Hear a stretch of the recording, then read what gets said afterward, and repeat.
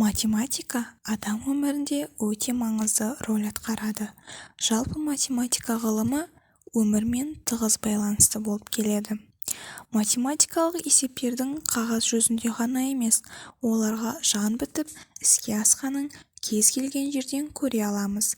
Мысалы, біз күнделікті мініп жүрген көліктер, компьютерлер, ұялы телефондар, тіпті біз тұрып жатқан үйлерді де айтуға болады.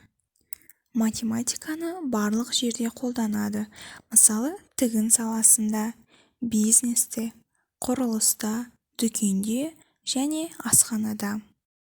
Мысалы, дүкенде бір зат алатын болсақ, ойша қанша жұмсағанымызды және дүкеншінің қанша қайтаратынын есептеп тұруға болады.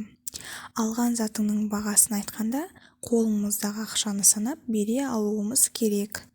Егер тағы бір мысал келтіретін болсақ, асханада да математиканы қолданады.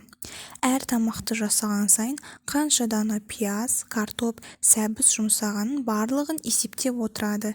Тәтті бәліштер пісірер кезде қанша грамм ұн, қант жұмсағанын барлығын өлшеп есептеу керек.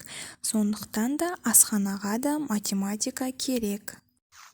Сырын ашып беретін әр ұғымның. Ғажап сырды осыдан сен ұғындың. Қиынымен қата тұрар қызығы, математика патшасы сан ғаламның. Сондай шәкірт ой арманын ұшырды, ғылымда осы өз жобасын ұсынды. Санады олар тарихты да есіне алып, ең ежелгі Грекия, Мысырды. Сырын ашып беретін әр ұғымның. Ғажап сырды осыдан сен ұғындың. Қиынымен қатар тұрар қызығы, математика патшасы сан ғылымның.